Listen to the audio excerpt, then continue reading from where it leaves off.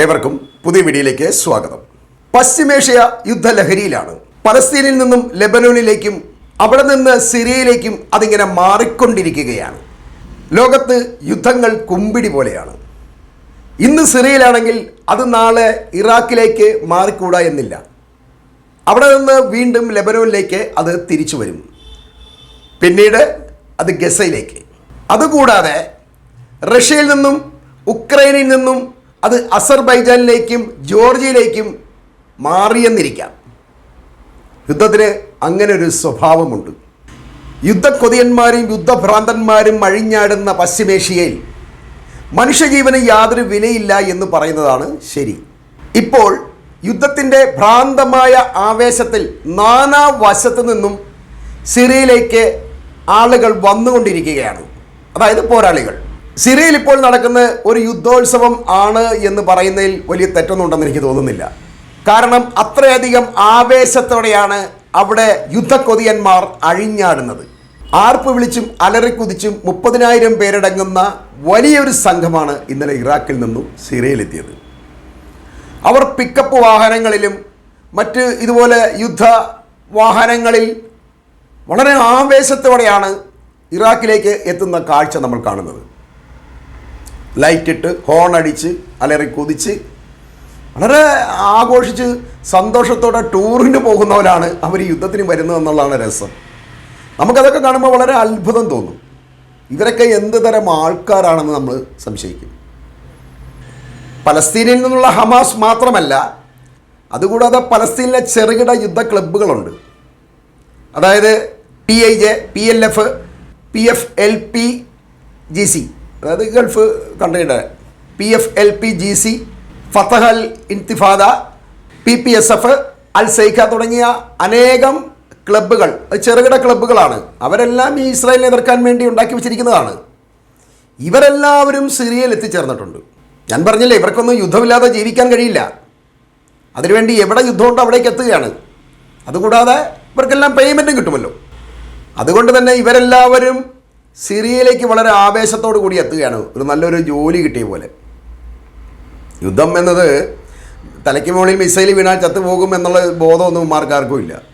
ഇമാരിങ്ങനെ യുദ്ധം ആവേശത്തോടു കൂടി പോയിക്കൊണ്ടിരിക്കുകയാണ്. അവരുടെ തൊഴിൽ യുദ്ധമാണല്ലോ. അവിടെ ഇവരെ വന്നുകൊണ്ടിങ്ങനെ ഇരിക്കുകയാണ്. നമുക്കൊന്നും ചിന്തിക്കാൻ കഴിയില്ല എന്നുള്ളതാണ് ഏറ്റവും രസം.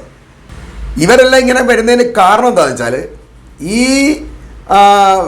സിറിയയിലെ ഈ അൽ-ഖായിദയും IS-ഉമൊക്കെ ഇസ്രായേൽ പിന്തുണയോടെയാണ് പ്രവർത്തിക്കുന്നത് എന്നതുകൊണ്ട് തന്നെയാണ്. അപ്പോൾ ഇസ്രായേൽ പിന്തുണയുള്ള ഏതിനെയും നശിപ്പിക്കുക, അവരുമായി യുദ്ധം ചെയ്യുക എന്നുള്ള ഒരു തരം മാനസികാവസ്ഥയാണ് ഇവർക്കെല്ലാം ഉള്ളത്. അതുകൊണ്ടാണ് ഇവരെല്ലാം ഇത്രയധികം ആവേശത്തോടു കൂടി കടന്നു വരുന്നത്. വളരെ പ്രധാനപ്പെട്ട മറ്റൊരു വാർത്ത എന്താണെന്നാൽ, റഷ്യൻ സിറിയൻ വ്യോമസേനയ്ക്ക് ഇറാൻ നിർമ്മിത ഗ്ലൈഡ് ബോംബുകൾ 100 കണക്കിനാണ് അവർ വിതരണം ചെയ്തിരിക്കുന്നത്. അത് ഈ വിമതരുടെ മേൽ നിരന്തരം പ്രയോഗിച്ചുകൊണ്ടിരിക്കുകയാണ്. ഈ വിമതർ എന്ന് പറയുമ്പോൾ അവർ അലപ്പോയിലും ഹിമയിലും ഇദ്ലിസിലൊക്കെയാണ് ഉള്ളത്. അവിടേക്ക് മാത്രം നിരന്തരമായിട്ട് ഈ ബോംബുകൾ ഇങ്ങനെ വർഷിച്ചുകൊണ്ടിരിക്കുകയാണ്. ഇതെല്ലാം ഒരു സൈഡിൽ കൂടി യുദ്ധം ചെയ്യുമ്പോൾ മറ്റൊരു സൈഡിൽ കൂടി ചത്തൊടുക്കുന്നുണ്ട്. ഇപ്പോൾ റഷ്യയും ഇറാനും സിറിയയും സംയുക്തമായാണ് യുദ്ധം ചെയ്യുന്നത്. അതിന് സൗദി അറേബ്യയുടെയൊക്കെ പിന്തുണ ഉണ്ടായിട്ടുണ്ട്. അങ്ങനെ പല രാജ്യങ്ങളും ഇവരെ ഇപ്പോൾ പിന്തുണയ്ക്കുന്നുണ്ട്. കാരണം അവരവിടുത്തെ ഔദ്യോഗിക വിഭാഗമാണല്ലോ. ഇസ്രായേൽ അസദിൻ്റെ വിഭാഗം എന്ന് പറയുമ്പോൾ ഔദ്യോഗികമാണ്. മറ്റൊരു വിമതരാകുമ്പോൾ എന്തും ചെയ്യാം, കൊന്നൊടുക്കാം, തീവ്രവാദികളെന്ന് പറഞ്ഞുകൊണ്ട് നമുക്ക് കൊന്നൊടുക്കാൻ കഴിയും. അതാണിപ്പോൾ നടന്നുകൊണ്ടിരിക്കുന്നത്. പ്രത്യേകിച്ച് അതിൻ്റെ ഇസ്രായേലിൻ്റെ പിന്തുണ ഉള്ളതുകൊണ്ട് ഈ മുസ്ലിം പോരാളികളെല്ലാം അവരെ ഏറ്റുമുട്ടും. ഇവിടെ 2 വിഭാഗമായിട്ടാണ് ഏറ്റുമുട്ടുന്നത്. ഇവിടെ ശരിക്കും ഇസ്രായേലും ഈ അറബികളുമല്ല മുട്ടുന്നത്. അവിടെ ഷിയായും സുന്നിയും തമ്മിലാണ്. ഈ ഹിസ്ബുള്ള, ഹമാസ്, ഇറാൻ തുടങ്ങിയവരെല്ലാം ഷിയാക്കളാണ്. അപ്പോൾ ഈ ഷിയാക്കൾക്കെതിരായിട്ട് ഒരു വിശുദ്ധ യുദ്ധം പോലാണ് ഇവന്മാരെല്ലാം കൂടെ വരുന്നത്. ഈ അൽ-ഖായിദയും IS-ഉം ഇമാരെല്ലാം വരുന്നത് ഷിയാക്കൾക്കെതിരായിട്ടുള്ള ഒരു യുദ്ധമായിട്ടാണ് വരുന്നത്. അല്ലാതെ ഒരു പൊതുശത്രു, അതായത് ഇസ്രായേലിനെ നേരിടുക എന്നുള്ളതല്ല ഇവരുടെ ലക്ഷ്യം. അവിടെയും ഒരു വർഗീയതയാണ് കൊണ്ടിരുന്നത്, മതപരമായ ഭിന്നിപ്പ്.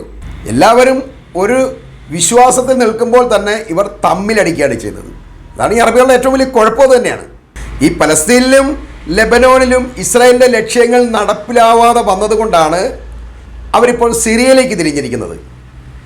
സിറിയയാണ് ഇതിൻ്റെ വേരെന്നവർ വിശ്വസിക്കുന്നു. കാരണം ലെബനോനിലേക്ക് ആയുധങ്ങൾ വരുന്നത് ഈ സിറിയ വഴിയാണല്ലോ. അതിൻ്റെ വേരറക്കുക എന്നുള്ളതാണ് ഇവരുടെ ലക്ഷ്യം. അതുപോലെ തന്നെ മര്യാദയ്ക്ക് ബന്ദികളെ വിട്ടുകൊടുത്ത് അടങ്ങി ഒതുങ്ങി ഇരുന്നോളണം എന്ന് ട്രംപ് ഹമാസിന് വാണിംഗ് കൊടുത്ത പോലെ ലെബനോണിന് നെതന്യാഹു മറ്റൊരു വാണിംഗ് കൊടുത്തിട്ടുണ്ട്. അതായത് ഹിസ്ബുള്ളയുടെ മേലിൽ നിന്ന് ആക്രമണം ഉണ്ടായാൽ ഞങ്ങൾ ഇനി ലെബനോനെ ആക്രമിക്കുമെന്ന്. ലെബനോനെ എന്താ ആക്രമിക്കാൻ? ലെബനോനിൽ നിന്മാർ പോയതല്ലേ, ഇവന്മാർ തോറ്റോടിയതല്ലേ, പിന്നെ എന്ത് ഭീഷണിപ്പെടുത്താതിരിക്കുന്നത്? ഈ 4-5 ദിവസം കൊണ്ട് ഇവർക്ക് എന്താ ആയുധം സംഭരിക്കാൻ എവിടെ നിന്ന് വന്നെത്താൻ? അവരുടെ ഒന്നും ഇല്ലാത്തതുകൊണ്ടാണ് ഒരു യുദ്ധം തന്നെ നിർത്തിയത്. എന്നിട്ട് ഭീഷണിക്ക് യാതൊരു കുറവില്ലെന്നുള്ളതാണ് ഏറ്റവും രസം. അതുകൊണ്ട് ലെബനോൻ്റെ ഇനി ഞങ്ങൾ മറ്റ് ഭാഗങ്ങളൊന്നും അന്വേഷിക്കുകയൊന്നുമില്ല, ഞങ്ങൾ നേരത്തെ ലെബനോൻ മൊത്തം അടിച്ചു കളയുന്നതാണ് പറഞ്ഞത്. ഇതുവരെ ഹിസ്ബുള്ളയുടെ കേന്ദ്രങ്ങളെന്ന് പറഞ്ഞാണ് അവർ അടിച്ചുകൊണ്ടിരുന്നത്. ഇനി ഞങ്ങൾ ലെബനോനിലേക്ക് പഠിക്കും എന്നാണ് അവർ പറയുന്നത്. കാരണം ഇത് ലെബനോൻ ഗവൺമെൻറ്റിനെ ഭീഷണിപ്പെടുത്തുകയാണ്. ഞങ്ങൾ ഇനി നിങ്ങളുടെ സിവിലിയൻസിനെ ആക്രമിക്കും. ഇവർക്ക് കഴിയുന്ന അതേ ഉള്ളല്ലോ. ഒരിക്കലും പോരാളികൾ ഇവർക്ക് ആക്രമിക്കാൻ കഴിയില്ല. ഇവരെപ്പോഴും സിവിലിയൻസിനെ, പാവപ്പെട്ട കുട്ടികളെയും പെണ്ണുങ്ങളെയാണ് ഇവർ ഈ ജൂതന്മാർ ടാർഗറ്റ് ചെയ്യുന്നത്. അവരെ കൊന്നെടുക്കുമ്പോഴാണ് ഇവർക്കൊരു സന്തോഷം. അല്ല, യുദ്ധം അന്തസ്സായിട്ട് നേർക്ക് നേരെ പോരാടി ഇവർ ജയിക്കുകയല്ല ചെയ്യുന്നത്. എന്നിട്ട് ലോകത്തിൻ്റെ മുന്നിൽ ഞങ്ങൾ ഇത്ര പേരെ കൊന്നു എന്ന് അഭിമാനത്തോടെ പറയുക. എന്ത് കാര്യം? ഇവന്മാർ മൊത്തം തോറ്റു പോവല്ലേ?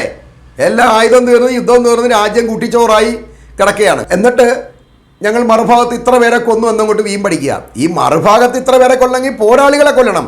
അതുകൊണ്ടാണ് ഈ ഇസ്രായേലിന് ഹമാസും ഹിസ്ബുള്ളയൊന്നും തോൽപ്പിക്കാൻ കഴിയാത്തത്. കാരണം പോരാളികൾ ഒരിക്കലും കൊല്ലപ്പെടുന്നില്ല. ഇവർ കുറേ സിവിലിയൻസിനെ, പാവങ്ങളെ, കഞ്ഞിക്ക് വകയില്ലാത്ത കുറേ ആൾക്കാരെ ബോംബ് ചെയ്ത് കൊന്ന് കുറേ എണ്ണം കൂട്ടുന്നതെന്നല്ലാതെ അവർക്ക് കൊണ്ട് വലിയ ഗുണമൊന്നുമില്ല. അത് ഇസ്രായേലിൻ്റെ ഗവൺമെൻറ്റിന് ബോധ്യമുണ്ട്, നെതന്യാഹുവിന് ബോധ്യമുണ്ട്. അതോടൊപ്പം തന്നെ അവരുടെ സിവിലിയൻസും അവരുടെ പട്ടാളക്കാരും, സിവിലിയൻസിനേക്കാൾ കൂടുതൽ അവർ പട്ടാളക്കാരാണ് കൊല്ലപ്പെടുന്നത്. അതാണ് ഒരു രാജ്യത്തിന് ഏറ്റവും വലിയ നഷ്ടം. ഒരു പട്ടാളക്കാരനായി വരിക എന്ന് പറഞ്ഞാൽ ചെറിയ നഷ്ടമൊന്നുമില്ല ഈ ഗവൺമെൻറ് ഉണ്ടാകുന്നത്. അയാൾ മരിച്ചു കഴിഞ്ഞാൽ വളരെയധികം പരിശീലനം കൊടുത്ത് രാജ്യത്തിൻ്റെ സമ്പത്ത് ചെലവഴിച്ചുകൊണ്ടാണ് ഓരോ രാജ്യങ്ങളും ഒരു പട്ടാളക്കാരനെ വളർത്തിയെടുക്കുന്നത്. അപ്പോൾ ഒരു പട്ടാളക്കാരൻ നഷ്ടപ്പെട്ടു എന്ന് പറയുന്നത് രാജ്യത്തെ സംബന്ധിച്ച് വലിയ നഷ്ടം തന്നെയാണ്. അത് ഏത് രാജ്യമായാലും അങ്ങനെ തന്നെയാണ്. അപ്പോൾ ഇസ്രായേലിനെ സംബന്ധിച്ച് അത് തന്നെയാണ്. ചെറുപ്പക്കാർ മുഴുവൻ തീർന്നുകൊണ്ടിരിക്കുകയാണ്. യുദ്ധം ചെയ്ത് ഇവന്മാരെല്ലാം പോയി മരിക്കുകയാണ്. എന്നിട്ടിപ്പോൾ ലോകത്തുള്ള ഇസ്രായേലികൾ മുഴുവൻ വിളിച്ചിരുത്തി, ബാ യുദ്ധം ചെയ്യാൻ ബാ, മരിക്കാൻ ബാ എന്ന് പറഞ്ഞ് വിളിച്ചുകൊണ്ടിരിക്കുകയാണ്. അതാണ് അതിൻ്റെ ഏറ്റവും രസമെന്നുള്ള രസം. ഈ അല്ലാതെ ഇസ്രായേലിൽ നിന്ന് ആരുമില്ല, എല്ലാം കുറേ കളവന്മാരും കളവികളും മാത്രമേ ഉള്ളൂ. ചെറുപ്പക്കാരെല്ലാം യുദ്ധത്തിലാണ്. ഇതിനിടെ ലോകശ്രദ്ധ നേടാതെ പോയ മറ്റൊരു ആക്രമണം ഇന്നലെ IDF അവകാശപ്പെടുന്നുണ്ട്. അവർ ജോർദാനിലെ അക്കാബ എന്ന പ്രദേശത്ത് ഒരു മിസൈൽ അടിച്ചിട്ടുണ്ട്. തീവ്രവാദ കേന്ദ്രം എന്ന് പറഞ്ഞാണ് അവർ ആ മിസൈൽ അടിച്ചിരിക്കുന്നത്. അവിടെ കുറേ നാശം വരുത്തിയിട്ടുണ്ട്. അതങ്ങനെ വേണം. കാരണം ഈ ജോർദാനിലെ രാജാവ് എക്കാലത്തും ഇസ്രായേലിനെ പിന്തുണയ്ക്കുന്ന ഒരാളാണ്. അവർക്ക് ആയുധം എത്തിക്കാനും അവർക്ക് ഭക്ഷണം എത്തിക്കാനും ഒക്കെ വളരെയധികം പണിപ്പെടുന്ന ഒരാളാണ് ഈ ജോർദാൻ രാജാവ്. എന്നിട്ട് പുള്ളി നല്ല പിള്ളയായിട്ട് എല്ലാവരും നടക്കുകയാണ്. ഇത് തന്നെയാണല്ലോ ഈ ഉറുദുകാരൻ്റെ പരിപാടി. അത് തന്നെയായിരുന്നു. ലോകത്തിൻ്റെ മുന്നിൽ ഞങ്ങൾ വലിയ പുള്ളിയാണ്, ഇസ്രായേലിൻ്റെ ശത്രുവാണെന്നൊക്കെ പറഞ്ഞ് മുസ്ലിങ്ങളെ തെറ്റിദ്ധരിപ്പിച്ചുകൊണ്ട് പുറകിലൂടെ അവർ സഹായിക്കുകയാണ് ചെയ്യുന്നത്. അതിപ്പം ലോകത്ത് തെളിഞ്ഞിട്ടുണ്ട്. ഈ ഉറുദുഖാൻ്റെ ഒക്കെ ഈ 2 തരം നിലപാട് ഇപ്പോൾ വ്യക്തമായിട്ടുണ്ട്. ഇനി ഈജിപ്റ്റൂടെ പുറത്തേക്ക് വന്നാൽ മതി. ഈജിപ്തിൻ്റെ ഇതേ അവസ്ഥ തന്നെയാണ്. അവരിതിലൂടെ കച്ചവടവും ഗുണദോഷവും ഇതാണ് ചെയ്യുന്നത്. അങ്ങനെ വേണ്ട കേട്ടോ എന്നൊക്കെ പറഞ്ഞ് ഇപ്പോഴത്തെ കച്ചവടം ചെയ്യുകയും സഹായം എല്ലാം ചെയ്യുന്നുണ്ട്. ഇവന്മാരുടെയൊക്കെ രീതി ഇത് തന്നെയാണ്. ഇതിലൂടെ നമ്മൾ മനസ്സിലാക്കേണ്ടത്, ഈ ഇസ്രായേലിനെ സംബന്ധിച്ച് നെതന്യാഹു അല്ല, ഇനി മറ്റൊരു പ്രധാനമന്ത്രി വന്നാൽ പോലും അവർക്ക് ഗ്രേറ്റർ ഇസ്രായേൽ എന്നൊരു ലക്ഷ്യമുണ്ട്. അതവരുടെ ഉള്ളിൽ കിടക്കുന്ന ഒരു ആശയമാണ്. വിശാലമായ ഒരു ഇസ്രായേൽ സാമ്രാജ്യം, അതാണ് അവർ ഉദ്ദേശിക്കുന്നത്. അതിനുവേണ്ടി അവർ അറബികളെ ഇങ്ങനെ കൊന്നൊടുക്കുകയാണ്. അറബികൾക്കോ ആ തിരിച്ചറിവില്ല താനും. ഗ്രേറ്റർ ഇസ്രായേൽ വളർന്നു വരുമ്പോൾ അതിൽ ബലി കഴിക്കപ്പെടുന്നത് അറബികൾ മാത്രമാണ്. അവരുടെ ജീവനും സ്വത്തുമാണ് നഷ്ടപ്പെടുന്നത്. അവർ മരണത്തിലേക്കും മണ്ണിലേക്കും മടങ്ങുകയാണ്. അത് അറബികൾ തിരിച്ചറിയുന്നില്ല. അഥവാ തിരിച്ചറിഞ്ഞാൽ തന്നെ അവർക്ക് അതിന് ഒന്നും ചെയ്യാൻ കഴിയുന്നില്ലെന്നുള്ളതാണ് ഏറ്റവും രസം. അതിന് കാരണം പുറമേ ഇവരെല്ലാം ഒറ്റക്കെട്ടാണെന്ന് തോന്നുമെങ്കിലും അറബികൾ ഛിന്ന ഭിന്നമായ ഒരു കൂട്ടുകെട്ടാണ്. നമ്മൾക്ക് നോക്കുമ്പോൾ ഒരുമിച്ച് ഇവരെല്ലാം വലിയ സുഹൃത്തുക്കളാണ്, വലിയതാണ്. പക്ഷേ അവർ ചിന്ന ഭിന്നമാണ്. എല്ലാവരും അവരവരുടെ കാര്യം നോക്കിയിട്ട് ഇത് നമ്മളെ ബാധിക്കുന്നില്ലല്ലോ. സ്വന്തം മണ്ണിൽ ആദ്യത്തെ മിസൈൽ വീഴുമ്പോഴാണ് അവർ നിലവിളിക്കാൻ തുടങ്ങുന്നത്. അതുവരെ അവർ സേഫാണ്. തൊട്ടപ്പുറത്ത് ഇസ്രായേലും അമേരിക്കയും ഈ ചിന്ന ഭിന്നതയെ ചൂഷണം ചെയ്യുകയാണ്. അതപ്പോൾ അറബികൾക്ക് ഒരിക്കലും തിരിച്ചറിയാൻ കഴിയുന്നില്ല. എന്നാലോ അവരൊരിക്കലും ഒരുമിച്ച് നിൽക്കാൻ തയ്യാറാകുന്നില്ല. അവിടെ ഇസ്ലാമിൽ തന്നെ വർഗീയമായി ജാതീയമായി തരംതിരിക്കപ്പെടുകയാണ്. ഷിയായും സുന്നിയായും അല്ലെങ്കിൽ ഖാദിയാനിയായും ഇങ്ങനെ അവർ തരംതിരിക്കുകയാണ്. ഇപ്പോൾ അവർ പറയുന്നത് IS, അൽ ഖായിദ, മുജാഹിദീൻ സംഘങ്ങളാണ് ഈ യുദ്ധം ചെയ്യുന്നത്, അവരാണ് തീവ്രവാദികളെന്നാണ്. ശരിക്കും എല്ലാവരും തീവ്രവാദികൾ തന്നെ. ആരാ മോശം? എല്ലാവരും കണക്ക് തന്നെയാണ്. പക്ഷേ ഇവരുടെ ഏറ്റവും വലിയ പ്രശ്നം ഇവരിതാണ്, ഇവർക്ക് കൂട്ടായ്മയില്ല. കൂട്ടായ്മ ഉണ്ടെങ്കിൽ സംഭവിക്കില്ല. ഒരിക്കലും ഇസ്രായേൽ എന്ന രാജ്യം വളർന്നു വരില്ല. ആ തിരിച്ചറിവ് ഇവർക്കില്ലെന്നുള്ളതാണ് ഏറ്റവും ദിവസം. അറബികൾ ഒരു കാലത്തും ഇല്ല അവർക്ക്. അതുകൊണ്ടാണ് ഇവർ തമ്മിലടിക്കുന്നത്. പശ്ചിമേഷ്യയിൽ അമേരിക്ക ശ്രദ്ധ നിലനിൽക്കുന്നതിന് ഇവരുടെ ഈ ഉള്ളിലിരിപ്പ് കാരണമാണ്. ഇവർക്ക് ഒറ്റയ്ക്ക് തിന്നണം എല്ലാവരും. എങ്ങനെയുണ്ട്? ഒരുമിച്ച് നിൽക്കുമ്പോൾ ഒരു ശക്തിയല്ലേ, അതുവരെ മനസ്സിലാക്കി. അവർക്ക് സമ്പത്തുണ്ട്, ആയുധങ്ങൾ വാങ്ങാൻ കഴിയും. ചുറ്റും ആയുധം വയ്ക്കുന്ന രാജ്യങ്ങളാണ് ഉള്ളത്. അതായത് റഷ്യ, ചൈന തുടങ്ങിയ രാജ്യങ്ങളുമായി സൗഹൃദം കൂടാൻ കഴിയും. അതിലൂടെയൊക്കെ ഇവർക്കൊരു വൻ ശക്തിയായി മിഡിൽ ഈസ്റ്റിൽ നിലനിൽക്കാൻ കഴിയും. ആ ഒരു തിരിച്ചറിവ് അവർക്കില്ല. പല രാജ്യങ്ങളായിട്ട് ഇവർ ഭരിച്ചോട്ടെ, കുഴപ്പമൊന്നുമില്ല. പക്ഷേ തീരുമാനങ്ങൾ ഒറ്റക്കെട്ടായിരിക്കണം. ഇത് രണ്ടുപേരും തമ്മിൽ അടിക്കുമ്പോൾ നമ്മൾ വളരെ ശാന്തരാട്ടോ, ഞങ്ങൾ കുഴപ്പമൊന്നുമില്ല എന്ന് പറഞ്ഞിട്ട് ഇവർ ഒരു ഭാഗത്ത് നിലനിൽക്കും. അത് ഭൂരിപക്ഷവും ഈ ഇസ്രായേലിൻ്റെയും അമേരിക്കയുടെയും താല്പര്യം അനുസരിച്ചായിരിക്കും അവർ നിൽക്കുന്നത്. എന്നാൽ നാളെ നമുക്കും ഇതേ അനുഭവം ഉണ്ടാവുന്നവരാരും ചിന്തിക്കുന്നില്ല.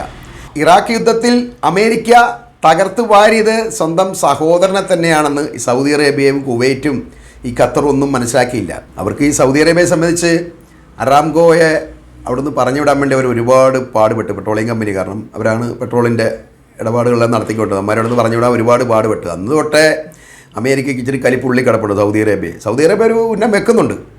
പക്ഷേ അത് മനസ്സിലാക്കിക്കൊണ്ടാണ് ഇപ്പോഴത്തെ ഈ നിയുക്ത രാജകുമാരനുണ്ടല്ലോ അബ്ദുള്ള, അയാൾ ഈ കുറച്ചുകൂടെ വിശാലമാക്കുന്നത് സൗദി അറേബ്യ. അല്ലാതെ അയാളുടെ ഇതുകൊണ്ടൊന്നുമല്ല, അയാൾ വലിയ അത്യന്താധുനികനായതുകൊണ്ടൊന്നുമല്ല. അയാൾക്ക് ഭയമുണ്ട്. കാരണം ഒരു തീവ്രവാദ രാഷ്ട്രമാണെന്ന് മുദ്ര കത്തിക്കൊണ്ട് കയറി ആക്രമിച്ചു കഴിഞ്ഞാൽ തീർന്നു, സൗദി അറേബ്യ തീർന്നു. അതുകൊണ്ടാണ് അങ്ങനെ സംഭവിക്കുന്നത്. അപ്പോൾ എനിക്ക് പറയാനുള്ളത്, ആരൊക്കെ യുദ്ധം ചെയ്താലും അവസാനം മണ്ണിലേക്ക് മടങ്ങുന്നത് ഇതേ അറബികൾ തന്നെയാണ്. ആ തിരിച്ചറിവ് അവർക്ക് എന്തെങ്കിലും ഉണ്ടാകട്ടെ എന്ന് ആശംസിച്ചുകൊണ്ട് ഞാൻ ഈ വീഡിയോ അവസാനിപ്പിക്കുകയാണ്.